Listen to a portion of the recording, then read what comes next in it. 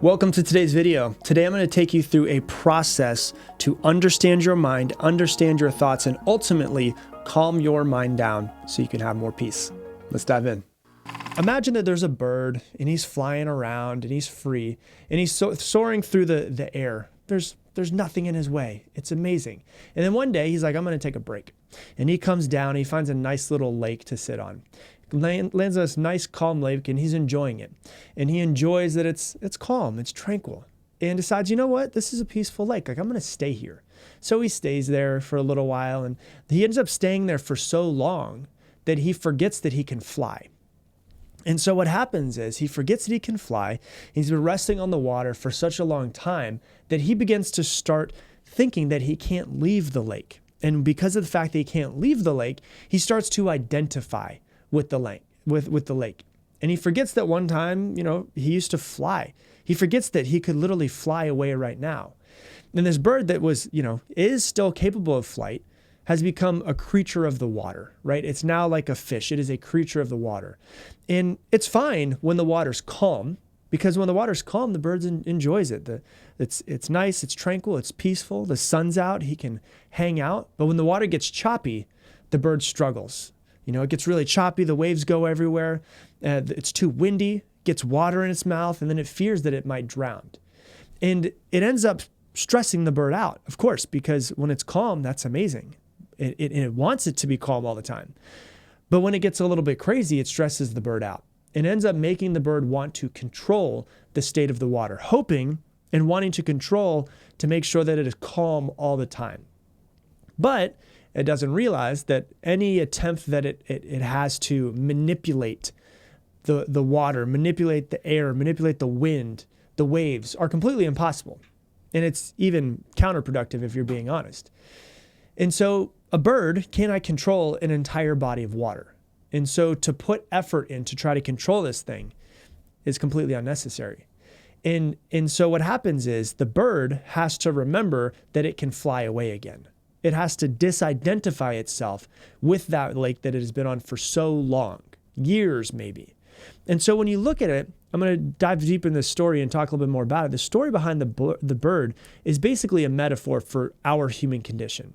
And specifically, our struggle to maintain a sense of control over our internal state and to try to control our mind. As humans, we think that the things that we think are us. We tend to identify with our mind. We tend to identify with our thoughts. Until we get to a point, hopefully you can get to this point, or you already at this point, where you realize you're not your thoughts. You're the observer of those thoughts. You're like the silent witness behind those thoughts. You are, in other terms, you are the consciousness behind the mind. The mind is programmed. There's certain things, I don't know if you've ever done it before, where your mind will automatically say something in your head. And you're like, where the hell did that just come from? That's not who I want to be. That's not who I am. That was just a program. That was a conditioning that just came out. And I'll give you an example. If it's not connecting with you, or you're like, hold on, how am I not my mind? Okay? Think about this for a second. How am I the consciousness behind my mind? That doesn't make any sense. That sounds too woo-woo-y, right? I don't want you to move your lips. I don't want you to say a word, but in your head, I want you to say the word happiness, okay? Don't say it out loud. Just say it in your head. We're all going to say it together in our mind on the count of 3. 1, 2, 3. Did you say it? I'll give you one more chance. Ready? Say happiness without saying it outside of your mouth. In your head, I want you to say happiness. 1, 2, 3. Did you do it? Okay. Now my question is, who said that? Who said that? Because you said something without moving your lips. And then the crazier part about it is not only did you say it without moving your lips, you also heard it. You heard it without sound. So who said it and who heard it? You said something without saying it, and you heard something without hearing it. You are the consciousness behind all of it. That's who you are. When you ask somebody, one of the things I love to ask people is, who are you? And I talk to people and they're like, oh, well, I'm a mother. I'm a wife. My name is Stacy. I'm 37 years old. I went to University of South Florida. I have a degree in science. And this is my religion, and this is my job. And they start naming off all of these things. She is not any of those things. Those are just accomplishments. That's an age. That's a name that she was given at birth. But like when you were born, were you a wife? Were you a mother? Did you have degrees? Any of those things? So those things don't make you who you are. They're just things that you've experienced, things that you've done, labels that you've picked up across the way. You know, just as the bird is not like a creature of the lake, you are more than all of your programmings. You're more than all of your personality. You're more than all of your circumstances that you find yourself in. And you're more than just your thoughts. But the thing is, we've been dwelling in our thoughts, in our constructs of what the world is or should be, or conditionings of what the world is or should be, for so long that we begin to identify them. And we think that our personality is something that is set in stone. And so we're like, no, this is just who I am. And we think, we put ourselves in a box based off of everything that's ever happened to us. And we think, that's just who I am. That's who I'm always going to be. And as a result, we put ourselves in a box. We don't think that we can get outside the box. We become a victim of our own minds rather than the consciousness and the power that's behind all of it. And so first thing I want you to understand today as we start to dive into your thoughts is that you are not your thoughts. Just as the same as the bird is not the water. He can fly away at any time. But he's been on the water for so long, for years, for 10 years, for 20 years, that he thinks that he is the water and forgets that he can fly away. You've been identifying with your mind and with your thoughts for so long that you forget that you are not them. It's just a piece of you. The same way that if I look at my hand, I'm not like I am my hand. No, my hand is just a part of me. Same way that my mind is a part of me, but it is not all of me. So anytime you get caught up in your mind, you need to remind yourself, first off, that you're free from it. Just like the bird, you know, if you look at the bird and you start to deconstruct the whole story, the bird's flying in the air. It lands on a lake. It hangs out for a really long time. It forgets that it can fly. And so it starts to identify with the lake. The bird forgets it can fly. It's been programmed out of it, the same way that we have all been programmed out of who we are. Now, the water that this bird lands on is the same as your mind. You can rest on your mind like the water. And when the water is calm, just like the bird, we're like, this is awesome. I feel great. But when the water gets choppy, when your mind gets choppy, you start to get stressed, you start to get anxious, you start to freak out about something, you get angry, you get sad. You're like, oh my God, this is insane. I don't want to be this way. And you struggle. Same way that the bird starts to struggle and almost drowns. The bird wants to keep the water calm, tries to find every way it can keep the water calm, but it can't control the water. It thinks it can, but it can't. Same way that we want to have control over our mind. And so whenever our mind is anxious, we're like, no, don't be anxious. Don't be anxious. Don't feel like that. Don't be angry. And so we actually start to battle with our mind. That doesn't make any sense. We have to let our mind do what it's going to do. It's like a storm coming in and the bird battles with the water. It's not going to stop the storm. What can the bird do? It can just kind of hunker down and wait for it to pass. So you forgot that you are the consciousness behind the mind. And maybe you've never even been told that you're the consciousness behind the mind. The same way that the bird forgot they could fly. You are the thing behind the thoughts, behind the programming, behind the personality, behind what your parents told you, behind society, behind all of the shit that we're given across our life. Right?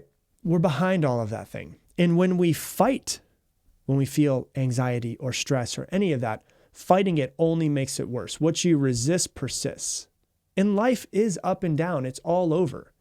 There's some days that are really good and it's calm. There's some days that are kind of a shit show, right? And when you're looking at it that way and you're trying to make it not be a shit show, you're like, I really just want it to be calm again. And you get even more anxious because you're wanting it to be what it's not currently at this moment. Waves come in, you're like, oh, fuck, I hate this, right? What can I do about this? Why does this always happen to me? So I want you to understand that the whole metaphor behind this thing is for you to start to understand that you can distance yourself from the mind, from the thoughts, from the thing that you have identified and thought that you are. When you are extremely stressed and you're extremely anxious, those are just thoughts that are going on in your head. Can you take a step back and say, okay, I'm noticing my anxiety. I'm noticing. Can I let this pass? I was on a call yesterday and one of the ladies said, hey, when I notice that I'm anxious, I just want it to go away. How do I make it go away? And I said, you don't make it go away. What you do is you let yourself process it. So the same way that the bird can't stop the storm, can't stop the waves coming in, It just has to let it pass. The problem is that when we have anxiety or stress, any of those things, and we fight it, it makes it harder. And it adds in another layer of another problem, because now I'm anxious, and on top of that, I don't want to be anxious. Now I have two things that I'm battling. And so when you start to think about it, you just have to sometimes take a step back and you have to say, okay, hold on. I'm just going to let this pass. Like there's a lot of times, and it's not as much anymore, but a couple of years ago, I used to wake up and I used to feel anxious a lot.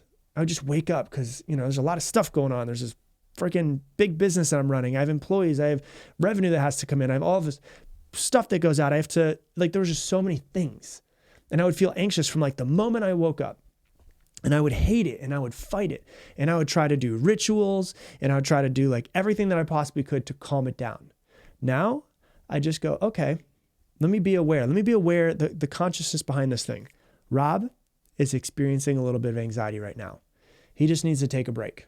He just needs to sit down and he needs to let this pass. And what I would do is I would give myself 5 minutes just to let myself feel it. And I would just give myself 5 minutes, just let Rob feel it for a little while. And I'd sit there and I would feel it. And then what I would do is I would then, after a little while, it would because I wasn't fighting it, it would start to kind of go away. It was like my body needed to process it and then let it go. And it's it was just like a passing cloud. It was just a passing cloud that was just going by. It was just a little rainstorm that was going by on a cloud, on a sunny day. And so I would just, okay, let me just wait till this cloud passes. Now, when we resist and we fight the anxiety or the stress, it tends to make all of those things worse. But when we're okay, I'm going to give myself 5 minutes. I'm going to breathe intentionally. I'm going to sit there and I'm going to feel it. I'm going to say, okay, I'm just going to let it go. And instead of resisting, I'm letting it go. Instead of resisting, I'm letting it go. And what happens is after a while, it starts to get a little bit better. And then I'm like, you know what? I'm just going to put down on a piece of paper what I'm anxious about and see if I can make a plan that will make me feel better. Oh, I'm anxious about this thing I have to do today. Okay, what would make me feel better? What else would make me feel better? What if I did some breathing? What if I just breathe for a little while and try to get my nervous system to calm back down, because my nervous system is at a heightened state. And what you start to realize after a while is that the same way that the natural state of the lake for the bird when it's a sunny day is calm, the same thing is with the mind. The natural state of your mind is calm. Now, you might be sitting there going, there's no freaking way, because my mind is crazy. It's insane. It's all over the place. But I promise you this, the natural state of your mind is calm. When you look at a baby, a newborn baby, even though they cry when they want milk and all that stuff, when their eyes are open and they're sitting there, then their natural state is calm. That is all of our natural states. But we've been programmed to think that we have to do this thing, or we've got to go to the next thing, or we need to succeed, or we need to do this next. The secret to the mind is not trying to control it. It's to stop resisting it and to stop fighting it and to let it do what it's going to do. And eventually it will calm down. It might take 5 minutes, it might take 10 minutes, but eventually it will start to calm down. The more that you fight it, the harder it gets and the longer it persists. Alan Watts has this quote that he says, you can't force your mind to be silent, right? Think about that for a second. You can't force your mind to be silent. That would be like trying to smooth ripples in water with a flat iron. Water becomes clear and calms down only when it's left alone. Same as your brain. It becomes clear and calms down only when it's left alone, not when you're trying to fight it, trying to make it better, trying to make it be different.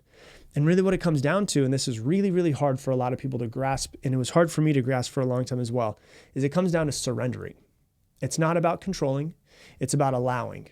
We always think, okay, I need the next steps. I feel anxious. What is my step-by-step process to not feel this way? I am pissed. What is my step-by-step process to not feel this way?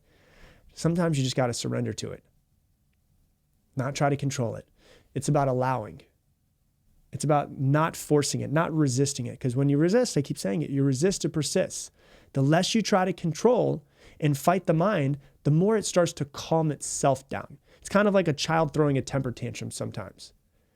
The natural state of your mind is calm. And so then you start to think about it, and maybe you understand this, and that's great to hear. Now I start to think about, what can I do to help my mind be in more of a state of calm, right? I can't control it when I'm in it, but is it possible for me to create more calm or have an environment that's more conducive for a calm mind, right? So like if I'm the type of person who's never meditated and I notice that I'm really anxious throughout the day, maybe I'm going to try to start a meditation practice. Maybe I'm going to learn meditation. You know, people always think that they're doing it wrong with meditating, and they always think like, I can't get to a point where I'm not thinking. Meditation is not no thoughts. Meditation is just watching your thoughts. It is, once again, distancing yourself from your thoughts, seeing that you are not your thoughts and not getting caught up with them. So it's not a state of no thought. It's a state of watching your thoughts and becoming aware and distancing yourself from them, right? The mind can get crazy. Life can get crazy. But can we distance ourselves from it? Just kind of get a little bit more awareness. So we could do some meditation and try to create more of a calm environment. We can do some breathing and breath work. I talk about it all the time in this podcast. And breath work can start to help you create a little bit more of a calm environment within you. Can I look at my external environment and say like, man, like some people get really stressed out unconsciously when their house is a mess. Maybe some people don't care, but maybe you could say, can I create an environment that is a little bit more calm for myself? Instead of waking up and immediately listening to Slipknot, maybe what I could do is get up and I can listen to something that's more calming. The music that we listen to, the environment that we're in creates the feeling that we're going to have as well. Maybe there's other people in your environment that stress you out and make you anxious. Can you distance yourself from them? Maybe there's people who make you more calm, make you more grounded, make you more centered and not so flighty. Can you find more time around those people? And so we can't really control our mind, but we can try to assist our mind in being a little bit more calm, because the mind can get crazy. Life can get crazy. It can be more waves. It can be hurricane level waves sometimes. Can it? But what's the best thing to do if a hurricane's going over your house? What's the best thing? Well, you can leave before it gets there, of course. But if the hurricane's going over your house and you can't leave, what do? You hunker down, you stay inside. You don't go outside and try to calm the hurricane down. No, you just have to allow the hurricane to pass. It's the same thing with your emotions. It's about feeling them. It's about allowing them to express themselves, because when you stop fighting them, when you stop resisting them, they don't stay as long. And when they don't stay as long, eventually you start to build up this muscle. And it's really odd. I've noticed it within myself. I've noticed it within a lot of people that I've coached, is they just, as you start to work with your mind and understand how it works and not identify with it, there's just another level of peace that starts to come in. And I have in no way mastered this thing. Please don't ever think, I don't know if I'll ever master this thing. But what I've noticed is as I start to distance myself from my thoughts, not identify with them, and when they do come up and I am stressed or anxious or mad or whatever, I say, okay, I'm stressed. Okay, I'm anxious. Okay, I'm mad. I'm going to allow myself to feel this way for 5 minutes. And then I'm going to go and I'm just going to go about my day. When I don't resist them, usually they end up kind of working themselves out, and I find myself naturally in a state of calm, which is the bird on the lake in peaceful, tranquil waters, which is ultimately what we're all trying to feel. But when the waves do come in, because the waves are always going to come in at some point in time, they just might not come in as much. Don't identify with them. Let them come through. Let them work through. Don't identify and think that you are those waves. You are those bad thoughts. I am a bad person. Don't identify with them. Take a step back and just allow it to pass. So that's what I got for you for today's episode. If you love this episode, please share it on your Instagram stories. Tag me at Rob Dial Jr., ROBDIALJR. And if you haven't heard in the past few episodes, I have something really special coming out called Mindset Mentor Plus. It is a way to take this podcast and integrate it more into your life. And so there's going to be detailed worksheets, multiple page worksheets with every single podcast episode that comes out so that you can deepen your knowledge around each subject. There's going to be journaling prompts so that you can journal around every single subject and start to work through in your own life. There's going to be assignments for what you could do in your own life as well. So therefore, you're not just a listener of the podcast, but you're a participant of the podcast, and you're integrating everything deeper into your life. There's also going to be exclusive Q&A sessions with me, and there's going to be a whole lot more other bonuses that you're definitely going to love. And the people who sign up first are going to be founding members, and founding members get a discount.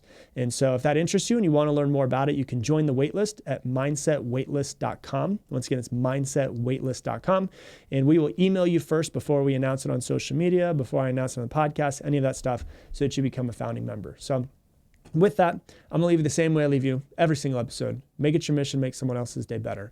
I appreciate you, and I hope that you have an amazing day.